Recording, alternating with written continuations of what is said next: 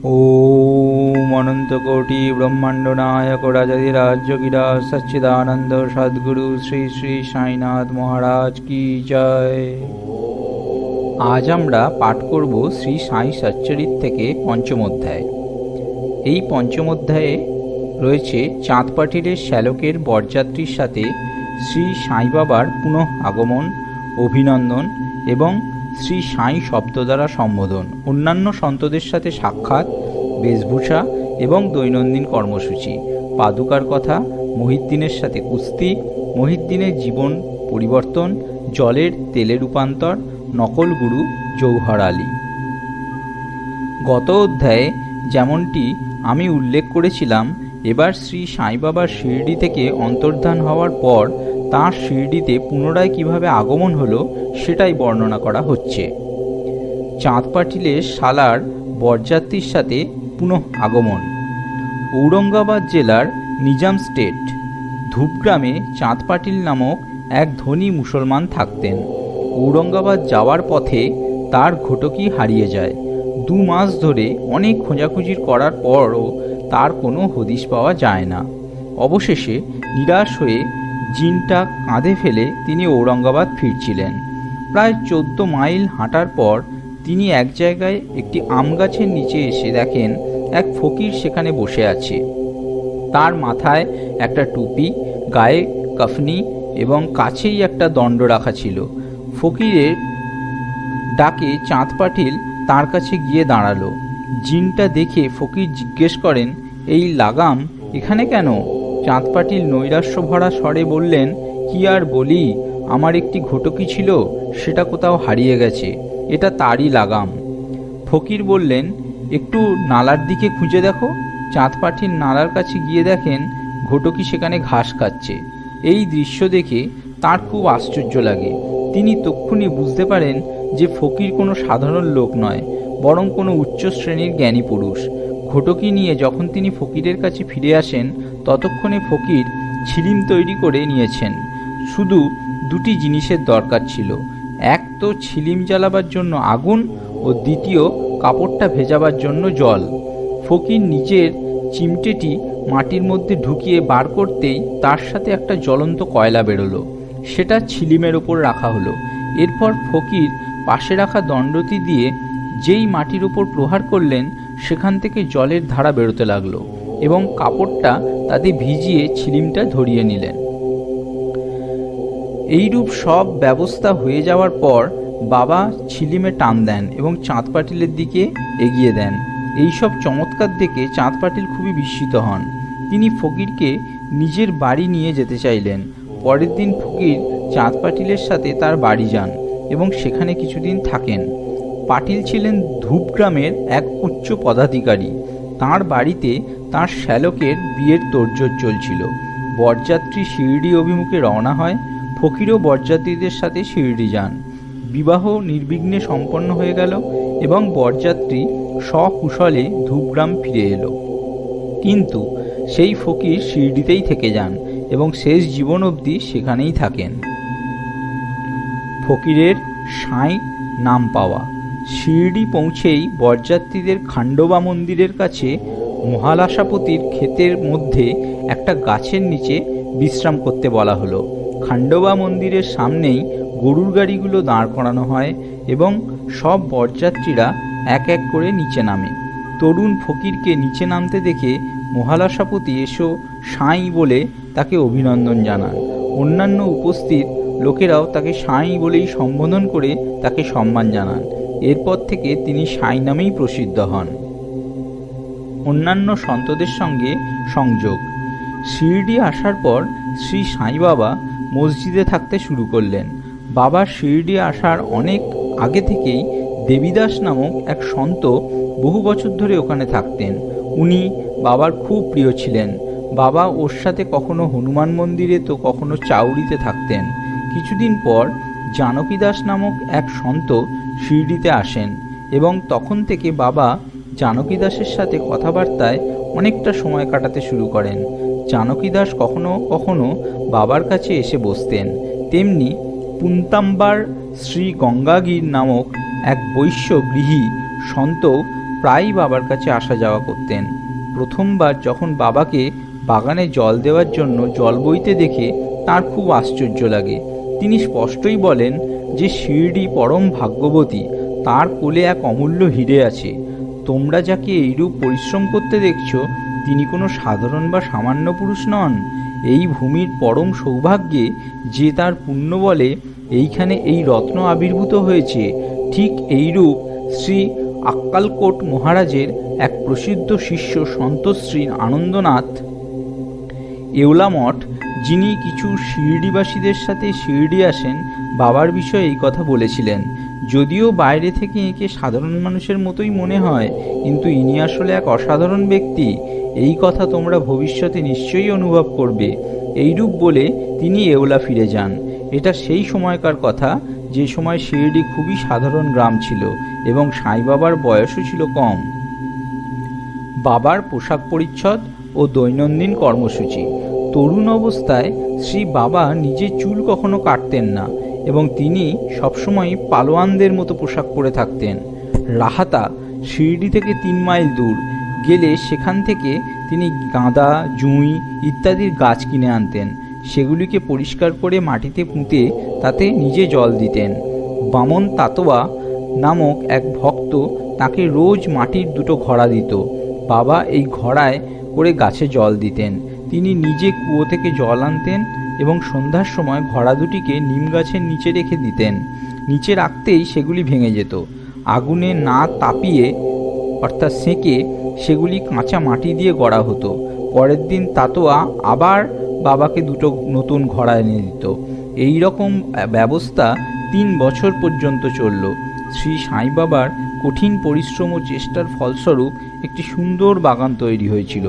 আজকাল এই স্থানটিতেই বাবার সমাধি মন্দিরের সুন্দর ভবন শোভায়মান, যেখানে সহস্র ভক্ত আসা যাওয়া করে। নিমবৃক্ষের নিচে পাদুকার কাহিনী। শ্রী আক্কালকোট মহারাজের এক ভক্ত শ্রী কৃষ্ণজি অলিবাগকর তাঁর ছবির নিয়মিত পূজা করতেন। উনি একবার আক্কালকোট অর্থাৎ সোলাপুর জেলা গিয়ে মহারাজের পাদুকার দর্শন এবং পুজো করবেন স্থির করেন। কিন্তু আক্কালকোট মহারাজ স্বপ্নে দর্শন দিয়ে ওকে বলেন, আজকাল শিরডি আমার বিশ্রামস্থল এবং তুমি ওখানে গিয়েই আমার পূজা করো। সেই জন্য তিনি গন্তব্যস্থান বদলে শিরডি এসে শ্রী সাই বাবার পুজো করেন। তিনি সানন্দে শিরডিতে 6 মাস থাকেন এবং এই স্বপ্নের স্মৃতিস্বরূপ পাদুকা নির্মাণ করেন। 1912 সালে শ্রাবণ পূর্ণিমার দিন নিমবৃক্ষের নিচে পাদুকা স্থাপিত করেন। দাদা কেলকার এবং উপাসনী মহারাজ স্থাপনা উৎসব যথাবিধি রূপে সম্পন্ন করেন। একটি দীক্ষিত ব্রাহ্মণ পুজোর জন্য নিযুক্ত করা হয়েছিল এবং সমস্ত কিছুর ব্যবস্থার ভার এক ভক্ত শ্রী সগুণ মেরুনায়ককে দেওয়া হয়। ঘটনার পূর্ণ বিবরণ। থানার অবসরপ্রাপ্ত মামলাতদার শ্রী বি.ভি. দেব শ্রী সাই বাবার এক পরম ভক্ত। সগুণ মেরুনায়ক ও গোবিন্দ কমলাকর দীক্ষিতকে এই বিষয়ে জিজ্ঞাসাবাদ করেন। 1912 সালে বোম্বের এক ভক্ত ডাক্তার রামরাও কোঠারে বাবার দর্শনের জন্য শিরডি এসেছিলেন। ওর কম্পাউন্ডার ও এক বন্ধু শ্রী কৃষ্ণরাও অলিবাগকর ওর সঙ্গে শিরডি আসেন। কম্পাউন্ডার ও ভাইয়ের শ্রী সগুণ মেরুনায়ক এবং জি.কে. দীক্ষিতের সঙ্গে খুব ঘনিষ্ঠ বন্ধুত্ব হয়ে গেল। অন্যান্য বিষয় আলোচনা করতে করতে এদের মনে হয় যে শ্রী সাই বাবার শিরডিতে প্রথম আগমন এবং নিমবৃক্ষের নিচে বাসের ঐতিহাসিক স্মৃতিস্বরূপ কেননা পাদুকা স্থাপিত করা হোক। এবার পাদুকা নির্মাণের বিষয়ে আলোচনা শুরু হয়ে গেল। তখন ভাইয়ের বন্ধু কম্পাউন্ডার বললেন, যদি এই কথাটি আমার মনিব শ্রী কোঠারে জানতে পারেন তাহলে এই কাজের জন্য অতি সুন্দর পাদুকা বানিয়ে দেবেন। এই প্রস্তাবটি সবার মনে ধরে এবং ডাক্তার কোঠারকে এ বিষয়ে খবর দেওয়া হলো। উনি শিরডি এসে পাদুকার একটি নকশা আঁকেন এবং এ বিষয়ে উপাসনী মহারাজের সাথে খান্ডবা মন্দিরে দেখা করেন। উপাসনী মহারাজ তাতে কিছু পরিবর্তন করে এবং পদ্মফুলাদি এঁকে তার নিচে নিমবৃক্ষের মাহাত্ম্য এবং বাবার যোগ শক্তি সম্বন্ধে একটি শ্লোকও লিখে দেন। শ্লোকটি এইরূপ: সদা নিম্ববৃক্ষস্য মূলাদি বাসাৎ সুধা সাভৃণং তিক্তম প্রপিয়তাম তরুং কল্পবৃক্ষাদিকং সাধারণতাম নমামি শরং সদ্গুরুং সাইনাথম। অর্থাৎ আমি ভগবান সাইনাথকে প্রণাম করছি, যাঁর সান্নিধ্যে নিমবৃক্ষ কটু এবং অপ্রিয় হওয়া সত্ত্বেও অমৃত বর্ষণ করছে। এই বৃক্ষের রসকে অমৃত বলা হয়। অনেকে ব্যাধি হতে মুক্তি দেওয়ার গুণ এতে থাকার দরুন একে কল্পবৃক্ষের চেয়েও শ্রেষ্ঠ মানা হয়। উপাসনী মহারাজের বিচার সর্বমান্য এবং কার্যান্বিত হল। পাদুকার জোড়া বোম্বেতে তৈরি করানোর পর কম্পাউন্ডারের হাতে শিরডি পাঠানো হয়েছিল। বাবার আজ্ঞা অনুসারে পাদুকার স্থাপনা শ্রাবণ পূর্ণিমার শুভদিনে করা হলো। ওই দিন বেলা 11টা নাগাদ শ্রীজিকে দীক্ষিত বাবার পাদুকা মাথায় ধারণ করে খান্ডবা মন্দির থেকে দ্বারকামাইতে খুব ধুমধাম করে নিয়ে আসেন। বাবা পাদুকা দুটি স্পর্শ করে বললেন, এইটি ভগবানের শ্রীচরণ, নিমবৃক্ষের নিচে স্থাপনা করে দাও। এর একদিন আগেই বোম্বের এক পার্সি ভক্ত শ্রী পান্তা সেট মানি অর্ডারের মাধ্যমে 25 টাকা পাঠান। বাবা সেই টাকাটি পাদুকা স্থাপনার নিমিত্তে দেন। এই সমারোহে স্থাপনার কার্যে ঠিক 100 টাকা ব্যয় হয়, যার মধ্যে 75 টাকা চাঁদার দ্বারা একত্রিত করা হয়েছিল। প্রথম 5 বছর ডক্টর কোঠারে প্রদীপের জন্য প্রত্যেক মাসে 2 টাকা করে পাঠাতেন। পাদুকার চারিপাশে লাগাবার জন্য লোহার ছড়িও পাঠান। আজকাল জড়বাড়ি নানা পূজারী পূজা করেন এবং সগুণ মেরুনায়ক নৈবেদ্য অর্পণ করেন এবং সন্ধ্যার সময় প্রদীপ জ্বালান। ভাই কৃষ্ণজি আগে আক্কালকোট মহারাজের শিষ্য ছিলেন। আক্কালকোট যাওয়ার পথে উনি পাদুকা স্থাপনার শুভ উপলক্ষে শিরডি আসেন এবং দর্শন করার পর যখন উনি প্রস্থান করার জন্য বাবার কাছে অনুমতি নিতে যান, তখন বাবা বলেন, আরে আক্কালকোটে কি আছে? তুমি ওখানে মিছিমিছি কেন যাচ্ছ? ওখানকার মহারাজ আমি স্বয়ং তো এখানেই আছেন। এই কথা শুনে ভাই আক্কালকোট যাওয়ার বিচার ছেড়ে দেন। পাদুকা স্থাপনার পরও উনি প্রায়ই শিরডি আসতেন। শ্রী বিভি দেব শেষে লিখেছেন যে এইসব ঘটনাগুলি শ্রী হেমাদপন্থ জানতেন না, নতুবা শ্রী সাঁই সচ্চরিত্রে লিখতে ভুলতেন না। মহিউদ্দিন তম্বলির সাথে কুস্তি ও জীবন পরিবর্তন। শিরডিতে মহিউদ্দিন তম্বলি নামে এক পালোয়ান ছিল। কোনো এক বিষয় নিয়ে ওর বাবার সাথে মতভেদ হয়, ফলত দুজনের মধ্যে কুস্তি হয় এবং বাবা হেরে যান। এরপর বাবা নিজের পোশাক ও থাকার ধরন বদলে ফেলেন। তিনি কাফনি ও লেঙ্গোট পরতেন এবং একটা কাপড়ের টুকরো দিয়ে মাথাটা ঢেকে রাখতেন। বসবার ও শোয়ার জন্য একটা টাটের টুকরো ব্যবহার করতেন। এইরূপ ছেঁড়া মেরা কাপড় পরেও তিনি খুব সন্তুষ্ট থাকতেন। তিনি সর্বদাই বলতেন, দারিদ্রতাই আসলে রাজকীয় সম্পদ, ধনীর চেয়ে দরিদ্র লাখগুণে ভালো, ভগবান গরিবের ভাই। গঙ্গাগীরেরও কুস্তি লড়ার খুব শখ ছিল। একসময় কুস্তি লড়তে লড়তে হঠাৎ ওর মনে ত্যাগের ভাবনা জাগে। এই উপযুক্ত সময় উনি দেববাণী শোনেন, ভগবানের সাথে খেলায় নিজের দেহকে লাগিয়ে দেওয়া উচিত। তাই ওর সংসার ছেড়ে আত্ম অনুভূতির পথে চলার তীব্র ইচ্ছে জাগে। পুনোত্তম্বার কাছে একটি মঠে বানিয়ে নিজের শিষ্যদের সাথে সেখানে থাকতে শুরু করেন। শ্রী সাই বাবা লোকেদের সঙ্গে দেখা সাক্ষাৎ করতেন না, আর নাই বিশেষ কথাবার্তা করতেন। যদি কেউ তাকে কোনো প্রশ্ন করত, তখন তিনি শুধু তার উত্তরটা দিতেন। দিনের বেলা তিনি নিমবৃক্ষের নিচে বিরাজমান থাকতেন। কখনো কখনো গ্রামের সীমাতে নালার কাছে গাছের ছায়ায় বসে থাকতেন এবং সন্ধ্যাবেলায় যেদিকে খুশি সেদিকে বেড়াতে বেরিয়ে যেতেন।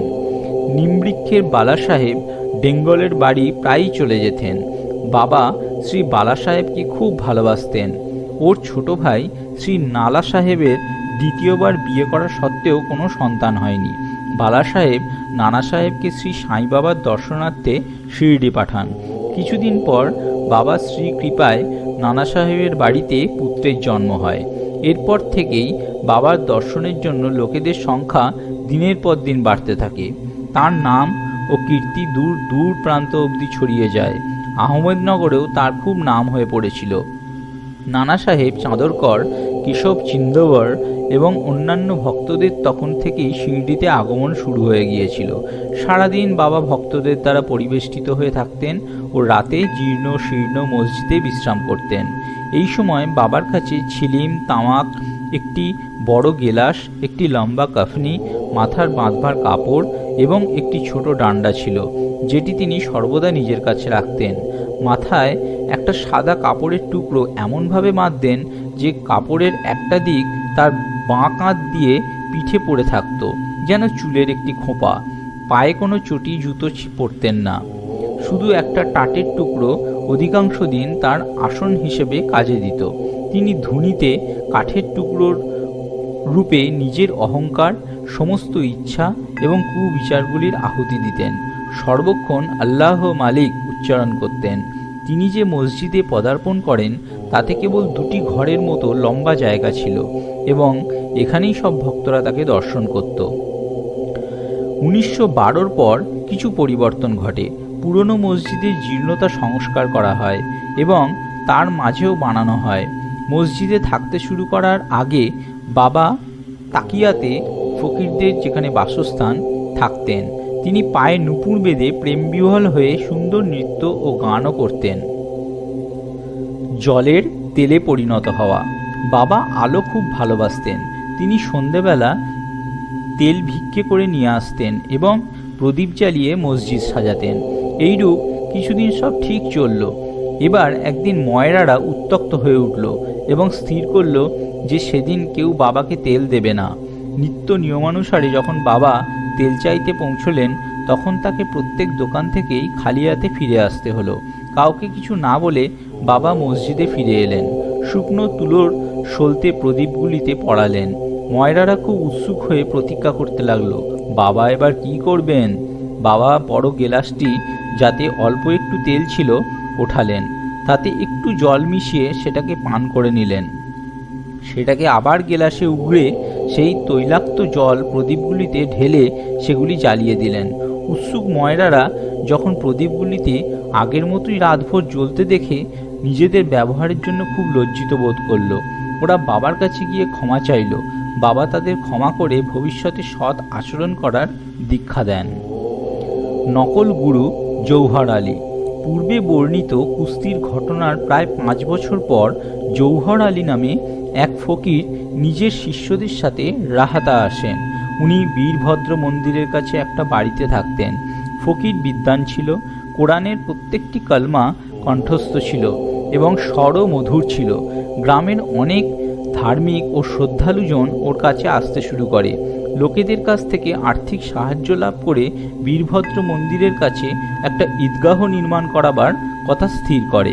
কিন্তু এ বিষয়ে কিছু ঝগড়ার সৃষ্টি হওয়ায় জৌহর আলী রাহাতা ছেড়ে শিরডি এসে বাবার কাছে মসজিদেই বাস করতে শুরু করে। নিজের মিষ্টি মধুর কথায় উনি সহজেই শিরডিবাসীদের মন জিতে নেন এবং বাবাকে নিজের শিষ্য বলে প্রচার করেন। বাবা তাতে কোনো আপত্তি প্রকাশ করেন না এবং ওর শিষ্য হওয়া স্বীকার করেন। এরপর গুরু ও শিষ্য আবার রাহাতাতে এসে থাকতে শুরু করেন। গুরু শিষ্যের যোগ্যতার বিষয়ে অনভিজ্ঞ ছিলেন, কিন্তু শিষ্য গুরুর দোষের ব্যাপারে সম্পূর্ণ ওয়াকিবহাল ছিলেন। তা সত্ত্বেও বাবা কখনো ওকে অশ্রদ্ধা করেননি এবং মন দিয়ে নিজের কর্তব্য পালন করে ওর অনেকভাবে সেবা করেন। তাঁরা কখনো কখনো শিরডিতে আসতেন, কিন্তু বেশিরভাগ সময় রাহাতাতেই থাকতেন। বাবার ভক্ত প্রেমীদের তাঁর দূরে রাহাতাতে থাকাটা একেবারেই ভালো লাগছিল না। তাই ওরা সবাই মিলে বাবাকে শিরডিতে ফিরিয়ে আনবার জন্য রাহাতা গেল। ঈদগার কাছেই এদের বাবার সাথে দেখা হয় এবং ওরা নিজেদের উদ্দেশ্য বাবাকে জানায়। তখন বাবা বলেন যে ফকির ভীষণ রাগী ও বদমেজাজি লোক, উনি বাবাকে কিছুতেই ছাড়বেন না। ফকিরের আসার আগেই বাবা তাদের ফিরে যেতে বলেন। যখন এইরূপ কথাবার্তা চলছিল সেই সময় ফকির সেখানে এসে পৌঁছয়। গ্রামবাসীদের জল্পনা কল্পনার কথা জেনে উনি খুবই রেগে ওঠেন। কিছুক্ষণ বাদ বিবাদের পরিস্থিতিতে কিছু পরিবর্তন দেখা দেয়। শেষে এই নির্ণয় হয় যে ফকির আর শিষ্য দুজনেই শিরডিতে থাকবেন এবং এইভাবে ওরা শিরডিতেই থাকতে শুরু করেন। কিছুদিন পর দেবীদাস গুরুর পরীক্ষা নেন এবং কিছু ত্রুটি পান। চাঁদ পাটিলের শ্যালকের বরযাত্রীর সাথে বাবার শিরডি আসার প্রায় 12 বছর আগে শিরডি আসেন। তখন ওর বয়স ছিল 10 থেকে 11 বছর এবং উনি হনুমান মন্দিরে থাকতেন। দেবীদাস তীক্ষ্ণ বুদ্ধির পুরুষ ছিলেন। তিনি ত্যাগের সাক্ষাৎ প্রতিমূর্তি এবং অগাধ জ্ঞানী পুরুষ ছিলেন। অনেক লোকেরা যেমন তাতোয়া কোতে, কাশীনাথ ইত্যাদি তাকে গুরুর ন্যায় সম্মান করত। তাই জৌহর আলীকে তাঁর সামনে আনা হলো। তর্কে সম্পূর্ণভাবে পরাজিত হয়ে জৌহর আলী শিরডি থেকে পালিয়ে যান। অনেক বছর পর উনি শিরডি আসেন এবং শ্রী সাই বাবার চরণ বন্দনা করে। তিনি গুরু ও শ্রী সাই বাবা তার শিষ্য। ওর এই ধারণা দূর হয়ে গেছিল। শ্রী সাই বাবা তাকে গুরুর মতনই মান দিতেন। এই কথা স্মরণ করে ওর খুব অনুতাপ হয়। এইভাবে শ্রী বাবা নিজের আচরণের মাধ্যমে প্রত্যক্ষ উদাহরণ দিলেন যে এইভাবে অহংকার শূন্য হয়ে শিষ্যের কর্তব্য পালন করে আত্মানুভূতির পথে অগ্রসর হওয়া উচিত। উপরে উদ্ধৃত ঘটনাক্রম ভক্ত মহালাসাপতির কাছ থেকে জানা যায়। এর পরের অধ্যায়ে রামনবমীর উৎসব, পূর্বে মসজিদের দশা, পরে তার জীর্ণতা সংস্কারের ইত্যাদি বর্ণনা করা হবে। ওম অনন্তকোটি ব্রহ্মাণ্ড নায়ক রাজাধিরাজ যোগীরাজ সচ্চিদানন্দ সদ্গুরু শ্রী শ্রী সাইনাথ মহারাজ কি জয়।